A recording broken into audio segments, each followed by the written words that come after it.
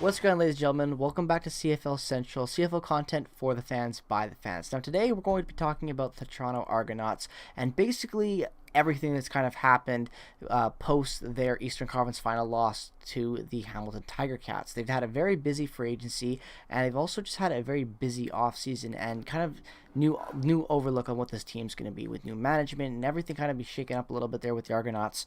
They're looking like they're going to be a much different team next year while still being a very big dominant beast out there in the Eastern Conference. So Carter, why don't you take us through some of the Argonauts' recent acquisitions, I guess I should say, to start this offseason? Yeah, I mean, probably the most recent one that has made a bit of noise, I'd say, in the CFL news is the signing of Hamilton Tiger Cats receiver Brandon Banks, where it was just kind of, it's funny because he kind of left the Tiger Cats just kind of out of nowhere. It was really one of those things where, like, I mean, I guess, I don't know. It's one of those things where I had not paid a ton of attention to them, but I had not heard of any rumblings of him specifically wanting out or whatever. And I was curious of where he'd end up. And I got to say, I wasn't expecting Toronto. I thought he was going to go west, personally. That's I what I was maybe thinking a team too, like Calgary or maybe even the Lions. They were looking to splurge heavily this year in free agency, so maybe they go for a veteran big name. But, you know, he decides to stay in the East, and, you know, picking the next best team in the East in Toronto, I think it's going to be a very good fit. Exactly. So it must be a very big incentive for him to go over there, personally or financially, whatever the situation might be for Brendan Banks. For sure. The Argonauts is where he wants to be at this point in his career, which kind of brings us to the guy on my jersey, Andrew Harris, one of the greatest running backs of all time. We already know he left the Bombers. We've talked about this, but he's with the Argonauts as well. So they not only do they get Brendan Banks, one of the biggest stars and most solidified names in that position in the CFL, they also get one of the most solidified names in running back as well. So they've had a very big offseason acquiring big names and veteran talent that knows how to win. Yeah. And that's important. One of the big things that I've noticed with Toronto, at least from I'd say about mid last season to where they are now, is how it seems like they've started to form an identity around their offense per se. Just because before there was the questions at quarterback with, is it going to be McLeod Bethel-Thompson or Nick Arbuckle? And then obviously they'd move Arbuckle, and then Bethel-Thompson is who they'd want to stay with, and then they re-signed him. Well, so then you get that, and then you build, you know, one of the best running backs ever in CFL history with Andrew Harris, Brandon Banks, a former, you know, MOP league winner.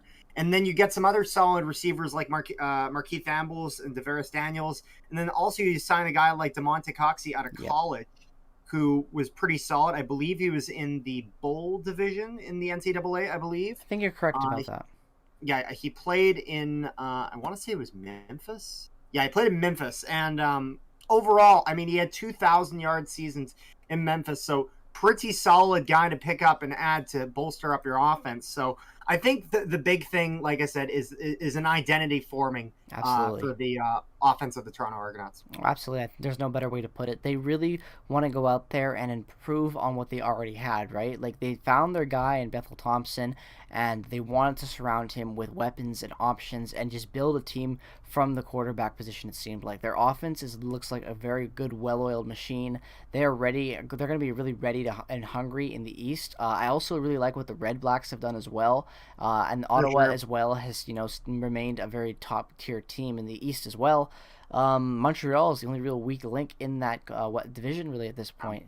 So I really think that it's going to be a dogfight this year in the Eastern Conference, and honestly, I couldn't have it other way, because when you really look at what the Argonauts have done is that they've taken their weaknesses from what we saw in that game against Hamilton, these finals, dialed it up to an 11, where the Hamilton's had a good offseason as well, but I wouldn't say that they've made as big of splashes and changes as the Argonauts have made. So I think it's safe to say the Argonauts, you know, are on track to potentially become that number one powerhouse in the East.